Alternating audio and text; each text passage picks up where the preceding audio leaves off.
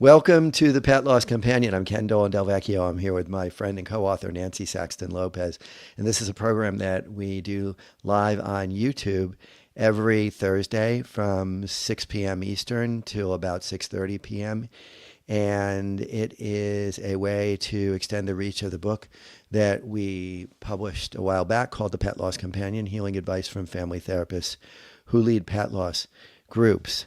And you can learn about the ways that you can support our program through looking at the content in the description that accompanies this live broadcast or one of the rebroadcasts.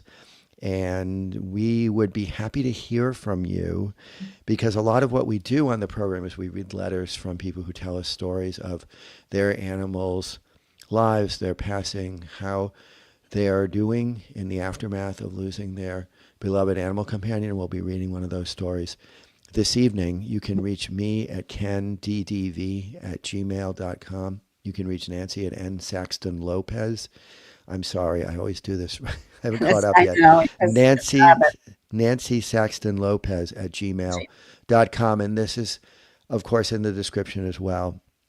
You can support us by becoming a subscriber to our Substack, where we post the correspondence and the pictures, the photos that we receive from those who send us their letters about their animals. And you can also support us through a number of other means, through Venmo and PayPal and subscription. This program is a friend of Dakin Humane Society, which does amazing, wonderful work to help animals who are in shelter or in need of shelter and then are going to be adopted. And they do other kinds of programs that are helpful for those of us who love our animal family members. One of the programs that they sponsor is a pet loss support group that I facilitate once a month. It's on the second Tuesday of the month from 6 p.m. to 7:30 p.m. And you are welcome to join. It is free. There is no charge to you. You just need to RSVP, and the link is in the description. And then we'd also like to ask you to please like the program, give it a thumbs up, leave a comment, subscribe if you haven't already, because these all help the program's visibility to rise and the algorithm to make it more readily available to people who are seeking support with pet loss. And then I'd also like you to know that a friend of the show named Crystal Susie is going to be having a cost-free pet loss support group this Sunday, June 1st at 11 a.m. Eastern Time. This Sunday, coming June 1st at 11 a.m. It's next Sunday. It's not this Sunday. I'm sorry, I misspoke. June 1st at 11 a.m. Eastern Time. And you can register for her program by going to her website, which is getcrystalclear.com. And I'll spell that for you. It's get, GetCrystalClear.com. Again, GetCrystalClear.com. And you can register for her cost-free pet loss support group, which I'm sure would be very helpful for you. Mhm. And finally, we'd like you to know that we have an affiliate relationship with a company called Bereave, which makes these beautifully crafted pet memorial plaques, the kind of thing that you would put in a memorial garden or gravesite or a place inside where you keep mementos. And if you purchase a plaque through the link in our description, we will get a little bit of money back from Bereave. So it's another way of providing support while also getting what is really a very nice memento for your beloved animal companion. Yeah, it And is very beautiful. It's yep, very heavy. It's solid. It's amazing product. yep. So Nancy, you want to get us started for today? Yeah, we have, one of our wonderful, heartbreaking, heart-loving, stories tonight, and I'm hoping pronouncing this right. It's Eol with his Lucy. And Ken and I will share, reading his story. First, I want to thank you and Nancy for your amazing work. I've been listening to your podcast, and it really helps. It makes me feel less alone, provides comfort, and gives me some strength to make it through this time. I apologize for the length and hope it's okay. It's been 2 weeks now since that terrible morning in which I've lost my beloved Lucy. She was an amazing, beautiful, intelligent, loving ginger cat. She's been with me since she was a month or so old, and I loved her dearly. She was timid, never scratched except by accident, and came to me when I called. She liked sprinting and climbing on the highest places, sometimes giving me the scares. She had the special whirring voice she made when running like a sound effect, and at times came to sit near me in the bed under the blanket. She liked sunbathing and would find the best spots for it. She rarely purred, but her purrs were precious. It seemed to me that over the last few months, she hasn't been acting as before. She'd shown signs of clumsiness, thumping the floor when walking, sometimes stumbling, had a hard time climbing and jumping on stuff. Lately ate, drank, pooped, peed less and less, and threw up a lot more. At first, I attributed it to her advanced age, being 14 years, 8 months old or so, and discomfort from constipation. But with all the lack of pooping and the vomiting, I've decided to get her to the vet to check. Of course, she hated it. Most, if not all, cats do. But she was so sensitive and hated moving from her familiar place. After taking her to the vet a few times with unsuccessful medications, her hating it every time and frustratingly not seeing any improvement, I was asked to go to an emergency center for hospitalization. I thought it wouldn't take a long time and I'd get her back and it would be okay. I thought I was just helping the best way I can. I don't own a car, so moving her depended on my parents.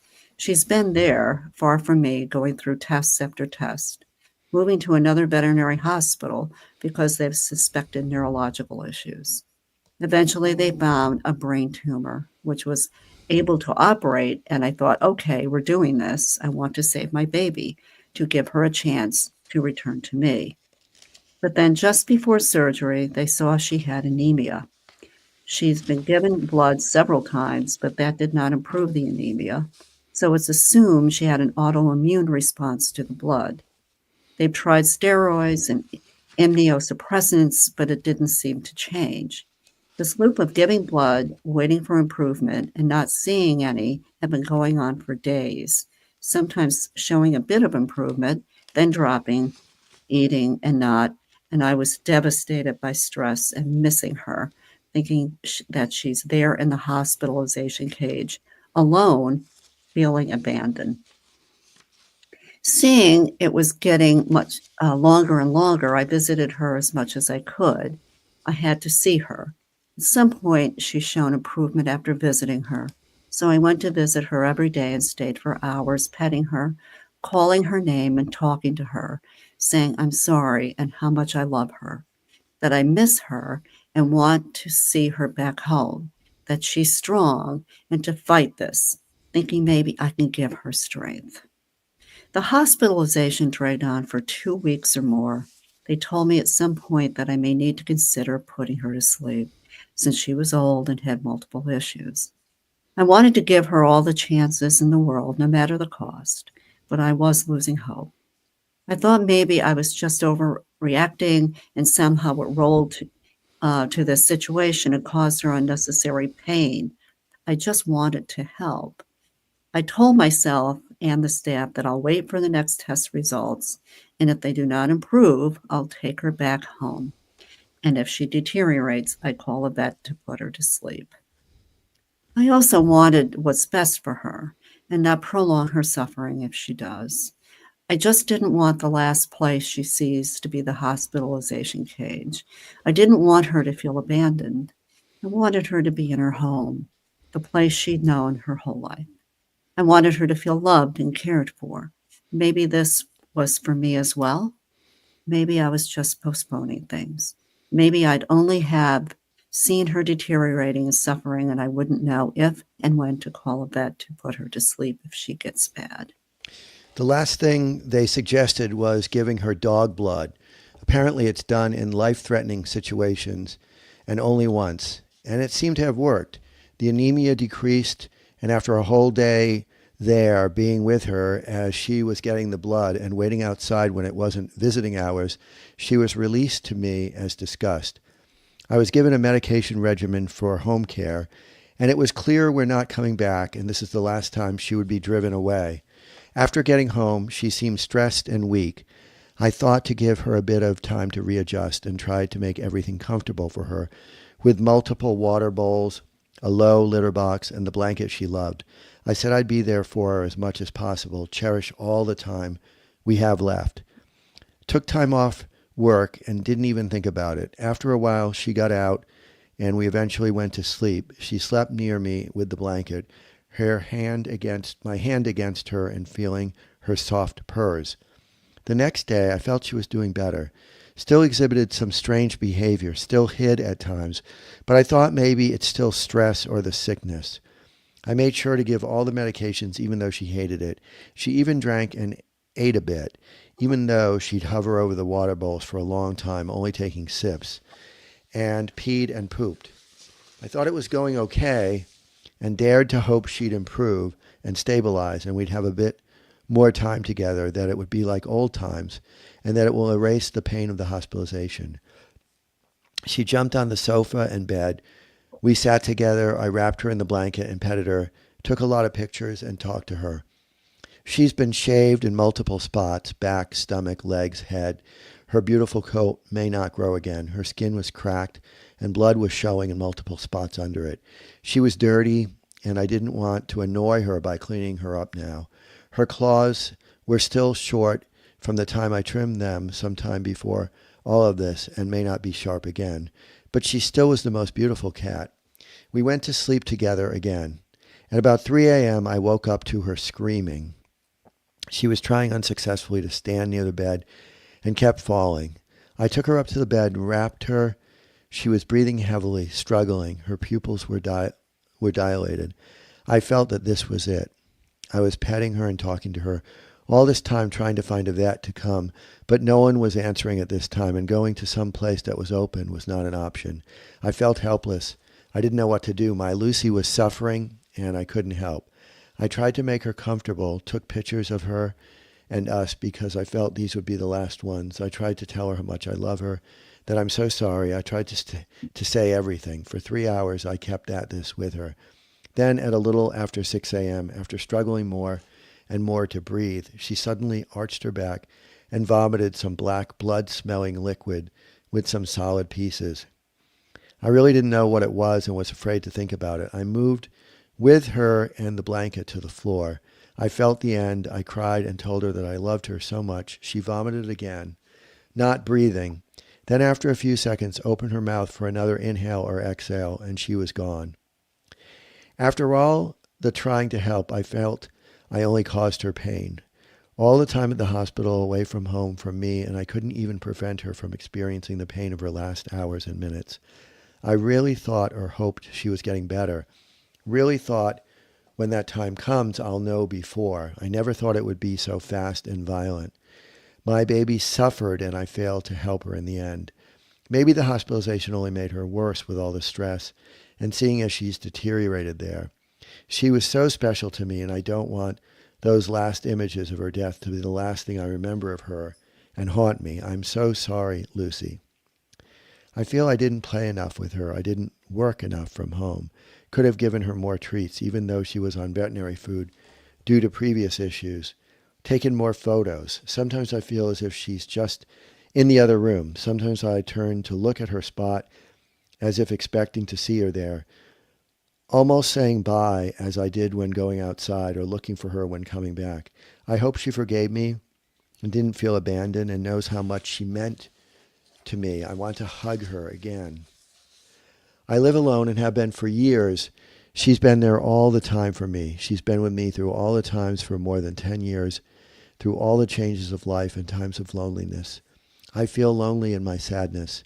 How does everything go on as usual, like she didn't exist? I was her whole world. She saw mostly only me, and I feel I wasn't enough. People around me have been very kind, but I feel that with time, people will have less patience, and I wouldn't have who to talk to about her. I don't want to think my feelings are fading as I cry less. I want people to know about her so that she doesn't fade. I want to commemorate her. I've started collecting her fur from around the house, like picking up different times of her life. I never managed to have her paw print, so I tried lifting one I found from a dusty countertop. I'm planning on making a memorial and drawing her. Sometimes it feels like it may be too little too late. I feel that so many things have lost meaning. I try to keep myself busy, but I feel it may be a short-term solution. I want to adopt again and help more cats, but I'm not sure when will be the right time as I don't want to feel like I'm replacing her. Again, I hope it's not too long. Thank you for reading. I have many pictures of her, so it's hard to pick, but I've attached some. I appreciate any support. Thank you again for your work, Eyal. And both of us have written Mhm. back to Eyal, but I wanted to read his response to Nancy because he says some things that I think might be helpful for many people. Hey, Nancy, thank you for your warm thoughts. I feel that over time the pain seems to lessen as I find myself crying less, but I don't want to, in a way. I Mm. don't want to feel like everything is normal again because it's not. I feel that indeed she was my heart cat. But does that mean that I won't love another pet again? It makes me sad for both me and any future pets, as they deserve all the love. But also, Lucy was so special to me, and if I find that I love other pets, won't it dishonor that in a way? Thank you again. I appreciate all that you do with helping people through this time, EO. So he's kind of saying, you're damned if you do, and you're damned. Well, this is the conflict, right? It's With really the grief, way it is. Yeah. right? This is, you start. I mean, it's a tsunami in the beginning, right? Yeah. There's just Yeah. this All tsunami these of feelings pain and guilt, and and why didn't I? And I should have worked less from work and more from home, and I should have played with her more. And I now should have given he's her better treats. I mean, yeah, this. I mean, and you and go now through he's this. thinking if well, first of all, I don't want to feel like everything is normal again, which is very common. Is Yep, everything he's describing is everybody powerful and goes through. common, Hmm. and it's such a great example of the kind of tumult That that we goes to go experience. through. But I wanted to answer him directly when he says that I feel that indeed she was my heart cat. Does that mean I won't love another pet again? No, it doesn't mean that at all. He will And love another cat. yeah, certainly have the capacity to love other animals. What you'll find is that each relationship is different, Yep. and that doesn't make them any better or any less. It's just different, and some you will connect with in a way that is more powerful, and it doesn't mean that you don't love them. No, That one that you don't connect to in the way that you connect to Lucy, it's just a different just a relationship. different way. And it's certainly, if you do find another animal companion who you love as much or maybe even feels like you love more than Lucy, it doesn't in any way dishonor the No, relationship that you had. Actually, it's a no. testament to that Yes, relationship. I That's the way agree. I would think about it. Hmm. And I want to also say, y'all, that you know, Lucy holds no malice. Yeah. She holds no Mm. judgment. She does not critical of you. She loved you desperately. You loved her back. Yes, it's unfortunate that she died. I mean, that's what we. This is what Ken and I do all the time. I mean, it's part of life. They just don't live long enough. And you had all that time spending with her, in the hospital and being so worried and concerned and all the treatments and then taking her home. I will say that I know in your head right now is that the ending because, it wasn't pleasant to watch. Yeah. Um, Sometimes that happens, but you're in pain with that. Animals don't feel the way we do, though. It's a physical process. She went through it in her way. And so, but we experience it differently. And sometimes it can be peaceful, and sometimes it's not in a natural death. And you tried to comfort her Hmm. through it in a very loving way. You were with her the whole time. You did what you could because you couldn't get her somewhere Yes. else in that time frame. And so I'm sure that your presence and your holding her and Mhm. wrapping her in a blanket and talking to Yeah. her and telling her how Telling much her you you loved love. her, all of that made her transition less distressful than if she'd been Yeah. alone. It's really important if we can to be with them. Yep. But you want them to see her daddy, you know, as she transitioned. Yeah, and you're a wonderful pet guardian and you had a great relationship with her, and so it would be great for you to get another cat when you When you're feel ready. it's time. Mhm. And I'm sure they will be incredibly fortunate to be adopted by Yeah. you. And we appreciate your sending us your story. It's moving and it's so clear in the pictures. I'm going to go back to the pictures a little. How much So you clear love how her much and you how loved close her, the how 2 of close you you. were. There she is when Oh, she was look at brand that new. little, oh, she's so cute. I didn't get to see these. Oh my god, she's so cute. And Oh, she what a was a beautiful cat. sweet, yeah, Absolutely beautiful. absolutely. Oh, look at her. And cats get into all these cool places. Dogs don't do that. I don't know, it's, you She was know, beautiful, and you yeah, had a beautiful relationship. And one of a kind. we're very fortunate that you shared your story with us, and we appreciate that, AO. And we hope you're doing better. It sounds like you are doing better. Yeah, Go with it. Don't try to don't feel. fight it. Don't judge yourself. Don't Nope, feel bad. She doesn't want you to. nope. We've said this a number of times. When somebody we love dies, you can imagine that they wouldn't want you to be in horrible distress for a long time. No, They'd probably want you to be sad for a bit to yeah, of acknowledge the loss.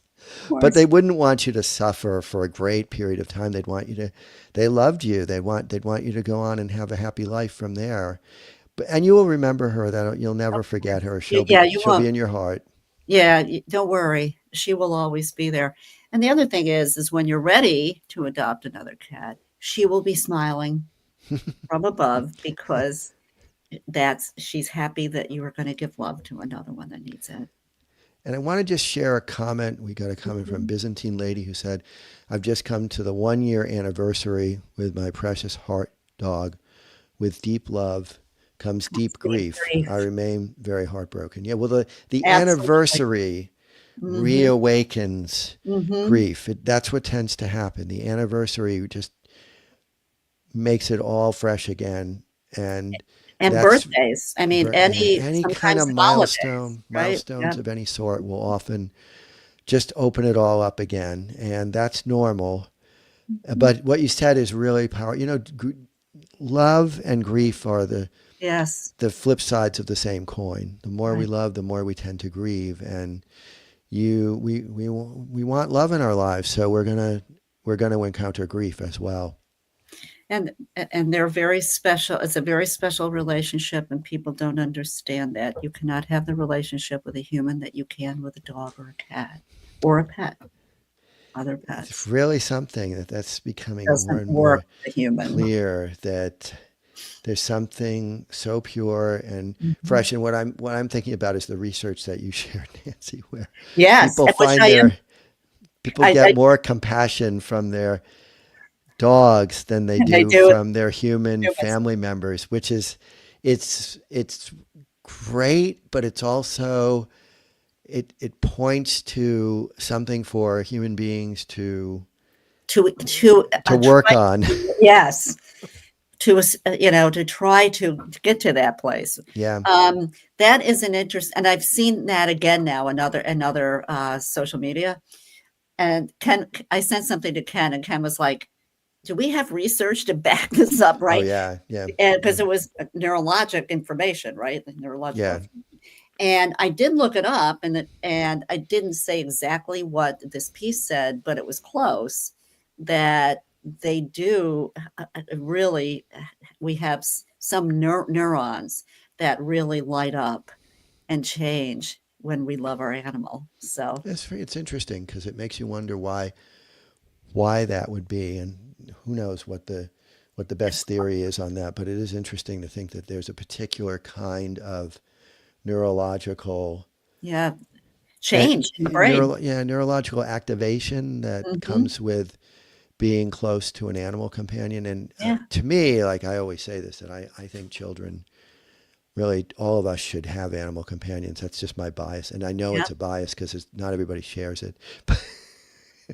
Well, some people don't like, well, some people obviously we know are not fond of animals of any Yeah. type, and that's okay. That's their choice. Yeah, it's just Uh, different. Yeah. but when you have them, it's different than human, Yep. relationships. Yep. So Yep. So we want to thank Eyal for this. We're sorry if we're not saying your name correctly. We're doing the best we can. try. We looked on Google to hear it, and we heard that it's pronounced Eyal. So I hope that that's correct. Yeah. And we wish you well, and thank you again. And we'll look forward to having another discussion next week. Yeah. Angela said something. Anyway, Animals. Angela's Yes. Only. No, no, I'm sorry. But yeah, yeah, animals are all wonderful. animals. We love them all. Okay. All right. Great talking with you, Nancy, as You always. take care, everyone. Oh, and please do give a thumbs up, leave a Yeah. comment. It's Share that really with people. important in terms of activating the algorithm to show the program to other people who may benefit. Thank you so much for doing that. Thank you. Take care.